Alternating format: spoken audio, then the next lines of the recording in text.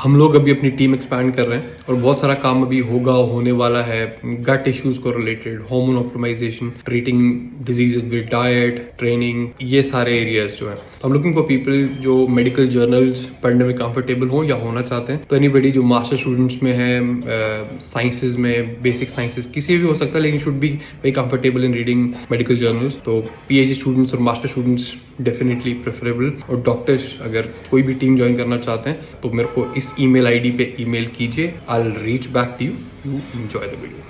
दोस्तों, आप सबका हार्दिक स्वागत है। मैं आपका मित्र अनुराग, और आज के इस वीडियो में हम लोग बात करने वाले हैं मैगी और बाकी processed food. Maggi not just necessarily Maggi तो मैंने ऐसे नाम बोल दिया क्योंकि हम सबके घरों में खाई जाती है, बहुत बड़े लेवल पे मैगी की प्रोडक्शन होती है। बात यह है कि प्रोसेस्ड फूड मतलब फूड और मेंटल हेल्थ का रिलेशनशिप। उसका रीजन ये है क्योंकि जो मेंटल इलनेस है, जिसमें डिप्रेशन, एंग्जाइटी, बाइपोलर डिसऑर्डर, ये अभी हमारी सोसाइटी पे बड़ा ही सिग्निफिकेंट सोशल, इकोनॉमिक और हेल्थ बर्डन डाल रही है। और प्रॉब्लम ये है कि जब भी हम इन मेंटल इलनेसेस की बात करते हैं तो एक ही तरीका आता है, उसे हम पिल थेरेपी बोलते हैं। उसी तरीके से इसको ठीक किया जाता है। नॉट नेसेसरली सेइंग कि आपको उसकी जरूरत नहीं है, वो definitely is not my area of expertise, लेकिन आई एम सेइंग कि अगर आप सिर्फ उस पे ही डिपेंडेंट रहोगे तो चीजें कोई उतनी अच्छी नहीं रहेंगी। एक केस बताता हूँ। जैसे मान के चलिए आपके पास एक गाड़ी है, अगर आपको उस गाड़ी को एक रेस में दौड़ाना है तो सबसे पहली चीज का गाड़ी को ऑप्टिमाइज करोगे। आप क्या करोगे? आप सिर्फ ये नहीं बोलोगे यार एक काम करते हैं, सीट कवर चेंज कर देते हैं और रेस में बहुत तेज भागेगी। हो सकता है सीट कवर से आप थोड़ा बेटर जरूर फील हो, लेकिन अल्टीमेटली परफॉर्मेंस में कुछ खास होना नहीं है। तो मोस्टली पिल ट्रीटमेंट इसी टाइप का है, जिसके मतलब बहुत कम बहुत अच्छे रिजल्ट्स हैं। तो आप क्या करोगे? आप एक्चुअली देखोगे कि एक काम करते हैं, पहले आप मेरी गाड़ी ज्यादा एरोडायनामिक कैसे बने, गाड़ी में सस्पेंशन क्या है, गाड़ी में टायर्स कौन से, मिक्स कंपाउंड लगाना है, सॉफ्ट कंपाउंड लगाने हैं, फ्यूल आप बेटर डालोगे, मतलब गाड़ी को पूरा ओवरहॉल करोगे। तो जब भी किसी डिजीज की बात होती है तो हम लोग क्या करते हैं? हम लोग सिर्फ पिल थेरेपी को रिजॉर्ट करते हैं। लेकिन what about the whole lifestyle thing? तो इसलिए आज इस वीडियो में पूरी डिटेल में डिस्कस करेंगे कुछ मैकेनिज्म्स की। बेसिकली जब भी डिप्रेशन या इस टाइप की कोई भी चीज होती है तो बॉडी में चल क्या रहा होता है, क्योंकि जब हमें चीजें पता होती हैं कि ऐसे ऐसे करके ऐसा हो रहा है तो उसके बाद चीजें बेटर हो जाती हैं। मैं अब एज एन ऑनलाइन कोच मैं बहुत से लोगों से काम करता हूँ जिनको पेट के इश्यूज हैं। तो पर्सनली मुझे भी आईबीएस हुआ था, जैसे आप काफी लोगों को पता है। और जब मुझे आईबीएस हुआ था तो तब डिप्रेशन लाइफ में मैंने पहली बार फील किया था। जैसे शाम होती थी, आई वाज लाइक अरे यार ये बहुत अजीब सा फील हो रहा है, और I couldn't explain that part. तो वो मेरा एक्सपीरियंस था इस चीज के साथ, और ये चीज मैंने नॉर्मली देखी है। डिप्रेशन, एंग्जाइटी, पेट के साथ तो ये होती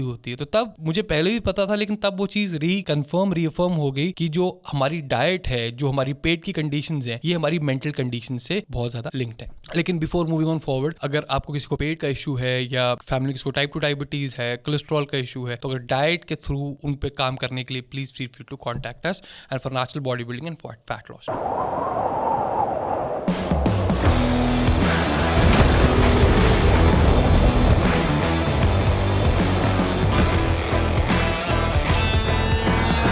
तो सबसे पहले बात करते हैं, क्योंकि इस वीडियो के लिए जो सारे रेफरेंसेस यूज किए हैं, जैसे क्लोज टू 50 रेफरेंसेस, जो मैं डिस्क्रिप्शन बॉक्स में डाल दूंगा, आप उसको देख सकते हैं, जो भी आप में से एकेडमिकली इंक्लाइंड हैं। तो अब क्या है, जब भी हम स्टडी डिजाइन की बात करते हैं, सारी स्टडीज बराबर नहीं होती हैं। There is something called random control trials, RCTs बोलते हैं उनको। इनको काफी हाई एस्टीम में माना जाता है साइंटिफिक कम्युनिटी में। ऐसा नहीं कि ये भी 100% आपको कुछ बता देंगी, लेकिन एटलीस्ट एक डायरेक्शन कंफर्म कर देंगे, और जब स्टडीज की बात आती है तो हम इनको काफी प्रेफर करते हैं। तो मैं आपके सामने एक पेश करता हूँ इस RCT को। ये इसको स्माइल्स ट्रायल बोलते हैं। तो बेसिकली स्माइल्स ट्रायल जो था, अगर 12 वीक का प्रोग्राम था, और इसमें क्या होता है, जब भी हम डिप्रेशन के सिम्टम्स की बात करते हैं तो एक स्केल होता है, उसे हम बोलते हैं MADRS scale, Montgomery Asberg depression rating scale. तो अगर हम किसी भी टाइप की इंटरवेंशन करते हैं तो हम देखते हैं कि इस स्केल में इंप्रूवमेंट हो रही है या चीज खराब हो रही है। जब इस केस में क्या किया गया था कि 12 वीक्स तक हमने जो लोग डिप्रेशन से ऑलरेडी सफर कर रहे थे उनको हमने बहुत हेल्दी डाइट दिया। हेल्दी डाइट देखिए, हेल्दी डाइट में बेटा मतलब एक थोड़ा कैवियट, मोस्टली जो लोग जिनको किसी टाइप का कोई इशू नहीं है, कोई पेट का इशू नहीं है, उनके लिए हेल्दी डाइट क्या है? Lots of fruits, vegetables, lean meets, good quality oils, good quality lipids,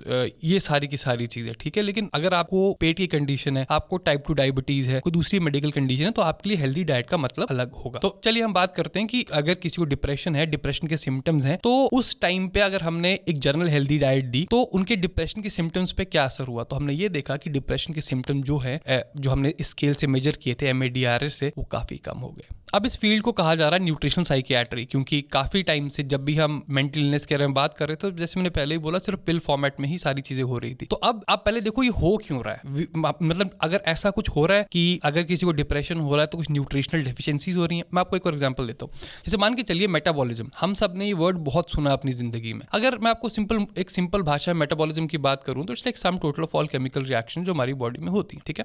तो इन सारी केमिकल रिएक्शंस को चलने के लिए हमें कुछ ना कुछ चीजें चाहिए। तो वो कई बारी खाने से आती हैं। अब खाने के थ्रू कैसे आएंगी? डाइजेस्टिव सिस्टम के थ्रू आएंगी। लेकिन अगर हमारा डाइजेस्टिव सिस्टम कॉम्प्रोमाइज्ड है, दूसरा सिस्टम कॉम्प्रोमाइज्ड है, तो जो रिएक्शंस होनी थी ढंग से वो हो नहीं रही हैं। तो अगर जब काफी सारी केमिकल रिएक्शंस कॉम्प्रोमाइज हो रही हैं for let's say a week, for months, for years, तो वो कई बारी डिजीजेस का रूप ले। तो इसका हमें खास ध्यान रखना है। तो जब ये चीज होती है तो इससे क्या होता है, इन्फ्लेमेशन होती है। अब जैसे इन्फ्लेमेशन का मतलब क्या होता है, वर्कआउट भी इन्फ्लेमेशन क्रिएट करता है। इन्फ्लेमेशन एक्चुअली क्या है, जब हमें इंजरी होगी तो हमारी बॉडी रीइंफोर्समेंट्स भेजेगी उस इंजरी को ठीक करने के लिए। लेकिन देयर इज अ लिमिट। अगर इंजरीज हमारी रिकवरी एबिलिटी से कहीं ज्यादा हो रही हैं तब उसमें दिक्कत है। जैसे अगर हम ओवर ट्रेनिंग की बात करते हैं तो बेसिकली ओवर ट्रेनिंग मैक्सिमम लोगों के लिए पॉसिबल ही नहीं है। May be some elite level Olympic athletes वो कर सकते हैं, लेकिन अंडर रिकवरी बहुत सारे लोगों के लिए पॉसिबल है। तो इन्फ्लेमेशन जो है वो आपकी लाइफस्टाइल से हो सकती है, आपकी डाइट से हो सकती है, आपकी मेंटल स्ट्रेस से हो सकती है, टॉक्सिक रिलेशनशिप से हो सकती है। तो ये सारी की सारी क्रॉनिक लो ग्रेड इन्फ्लेमेशन जो है ये दिक्कत करती है और आपको ससेप्टेबल बनाती है कि आपको मेंटली कुछ चीजें फील हो। और अगर कोई बोले कि इन्फ्लेमेशन कैसे ठीक करनी, तो अगेन सिंपल पार्ट डाइट की आती है। लाइक आपकी डाइट में होल अनप्रोसेस्ड फूड हो, सबसे पहले वो इंपॉर्टेंट है, फ्रूट्स, वेजिटेबल्स, लेकिन सब अनप्रोसेस्ड। देखिए जब हम खाने की बात करेंगे तो मोस्टली जो अनप्रोसेस्ड फूड है it's much better than processed food. तो इसलिए आई वुड से कि any whole protein is much better than whey protein, because whey protein is also processed food. दूसरा पार्ट क्या, ऑक्सीडेटिव स्ट्रेस। स्किज़ोफ्रेनिया का नाम काफी लोगों ने सुना होगा और हमने ये भी देखा है कि बड़ी सारे जो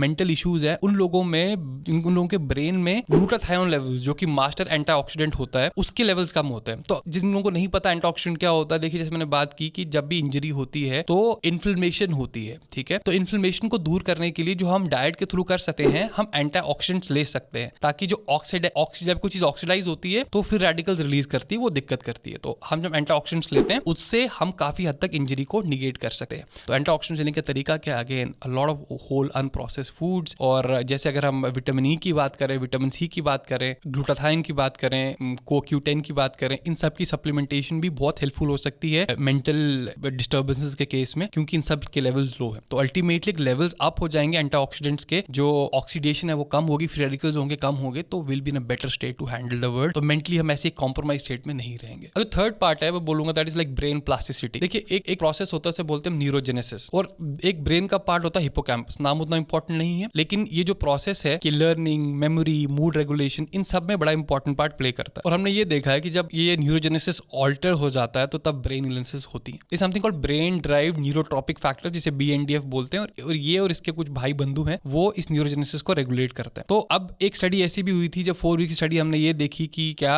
अगर हम डाइट में बहुत सारे एंटीऑक्सीडेंट्स, बहुत से फ्रूट्स, बहुत सारे वेजिटेबल्स इंक्लूड करते हैं तो ये न्यूरोजेनेसिस बेटर होता है। तो हमने ये चीज जरूर देखी थी कि जो BNDF है, अगर बहुत सारे फ्रूट्स एंड वेजिटेबल्स उनको दिए जा रहे हैं 4 हफ्ते तक, तो इसके लेवल्स जो है वो इंक्रीज कर रहे हैं as compared to the control group. तो इससे भी एक बड़ा इंपॉर्टेंट फैक्टर प्ले आता है कि इतने कॉम्प्लिकेटेड मशीनरी है दिमाग की, जिसके लिए बहुत सारी ड्रग्स यूज होती हैं मीडिएट करने के लिए। अगर हम सिर्फ थोड़ी डाइट बेटर कर दें तो हो सकता है हमें उसमें बहुत रिलीफ हो। तो again diet to the rescue. अब जो अगला है और इसकी मैं बहुत बात करता हूँ, जिसे बोलते हैं माइक्रोबायोटा गट ब्रेन एक्सिस। और इसका सिंपल एग्जांपल मैं देना चाहूंगा कि रिमेंबर जब आपका कोई बोर्ड का एग्जाम का रिजल्ट आने वाला होता है, मतलब एटलीस्ट हम 90s के बच्चों, हमें तो तब बोर्ड का एग्जाम होते थे, रिजल्ट का मतलब बड़ा टेंशन होता था। तो मान के चलिए कल 10th का 12th का बोर्ड का रिजल्ट है, तो आप देखेंगे बहुत सारे जो आपके भाई बंधु हैं या आपके दोस्त हैं, उसके बाद वो वॉशरूम या बाथरूम चले जाते थे, क्योंकि उनको वॉशरूम जाने की टेंडेंसी होती थी। तो ये क्यों होता है? क्योंकि वी हैव दिस एक्सेस। अगर यहाँ पे कुछ होगा तो हमारे पेट में दिक्कत होगी, पेट में कुछ होगा तो यहाँ पे दिक्कत होगी। इस सब चीज के बारे में कि और भी क्या कॉम्प्लिकेशंस होती हैं, क्या नहीं, डिटेल में डिस्क्रिप्शन बॉक्स में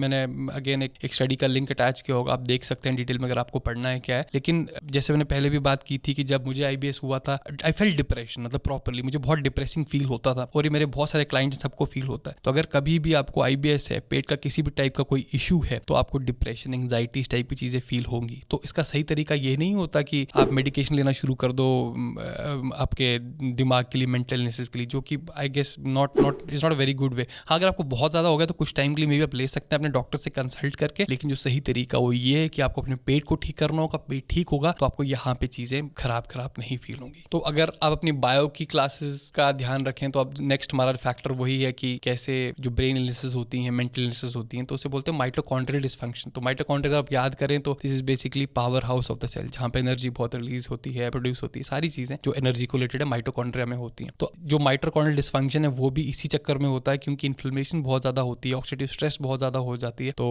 दिक्कत वाला काम होता है। तो again there is a study, और इसमें क्या देखा गया था कि जब जैसे अल्फा लिपोलिक एसिड हो गया, CoQ10 हो गया, कार्निटीन हो गया, रेस्वेस्ट्रॉल हो गया, NAC हो गया, मतलब सारे antioxidant compounds fruits and vegetables हो गए, तो हमें इस जो डिसफंक्शन है इसमें भी काफी इंप्रूवमेंट मिली थी। तो अगर आप देखो इस पूरे वीडियो का सार क्या है, देखो इस पूरे वीडियो का सार बहुत सिंपल है, इट्स वेरी वेरी सिंपल। अगर किसी भी टाइप की इलनेस हो, अगर हम मेंटल इलनेस की बात करें, सबसे पहले सारा प्रोसेस्ड फूड छोड़ दीजिए। आपको जो चीज डब्बे में बंद होके आ रही है उसके ऊपर हमेशा प्रेफर करना है जो चीज होल और अनप्रोसेस्ड आ रही है। दूसरा पार्ट, हमेशा लोकल और सीजनल खाइए, क्योंकि आजकल इस दुनिया में हम दुनिया भर में देख सकते हैं लोग क्या खाते हैं। तो हमें ये लगता है कि जो वेस्टर्न कंट्रीज वहाँ ज्यादा बढ़िया बढ़िया खाना खा रही हैं हमसे, या ज्यादा बेटर चीजें हैं, तो वैसी बात नहीं है। मतलब वो उनके लिए अच्छा है, लेकिन हमारे लिए वही अच्छा है जो हमें नॉर्मली लोकली सीजनली मिलता है, तो वो चीज। तीसरा पार्ट है नींद पे बहुत ध्यान दीजिए। आपने देखा होगा जब भी कोई बीमार होता है तो नींद खराब हो जाती है, तो हमें वो चीज नहीं चाहिए। नींद को प्रायोरिटाइज करना is like super duper important. और आजकल के हसल कल्चर में ये हो गया कि पीपल फील प्राउड कि वो 2-3 रातों से सोए नहीं है, लेकिन अब नींद ढंग की नहीं है तो बहुत दिक्कत हो जाएगी। तो देखिए, मैटर ऑफ द फैक्ट है ये कि निरोगी रहने के लिए, आजीवन निरोगी रहने के लिए कुछ बड़ी सिंपल चीजें कंसिस्टेंटली फॉलो करनी पड़ेंगी, और कुछ भी नहीं है। This nothing more complicated then this. हाँ, और एक पार्ट और कि हेल्दी डाइट का मतलब is different for different conditions. तो आपको कुछ टाइम में भी आपके लिए हेल्दी का मतलब अलग हो, लेकिन एक बार अगर आपका पेट ठीक हो जाता है, बाकी कंडीशंस ठीक हो जाती हैं, तो जनरल रिकमेंडेशन जो हेल्दी डाइट के फॉलो कर सकते हो। गाइस, आई होप, मैं एक्सपेक्ट करता हूँ कि जब भी आपको किसी टाइप की कोई डिजीज हो, बीमारी हो, किसी टाइप की, हम किसी ना किसी कैपेसिटी में हर किसी को होती है, तो उसका जो सोल्यूशन है सिर्फ पिल फॉर्मेट में ना करें। अपने डॉक्टर से बात करें कि बताइए हो क्या रहा है, पिल्स करेंगी क्या, मतलब वी शुड क्वेश्चन देम, क्योंकि हमारी हेल्थ का सवाल है। We should all do that part. तो उसके बाद में भी कंसल्ट विद डॉक्टर और न्यूट्रिशनिस्ट, आप एक प्रॉपर प्लान बनाएं डाइट वाइज, क्योंकि जब तक डाइट और लाइफस्टाइल कंट्रोल नहीं हुआ, किसी भी टाइप की जो कंडीशंस हैं वो परसिस्ट ही रहेंगी। और आई डोंट थिंक कि लाइफ टाइम मेडिकेशन खाना कोई क्योर है किसी चीज का। तो guys, I hope you learn something from the video and this was worth your time. I see you next time. Till then, bye.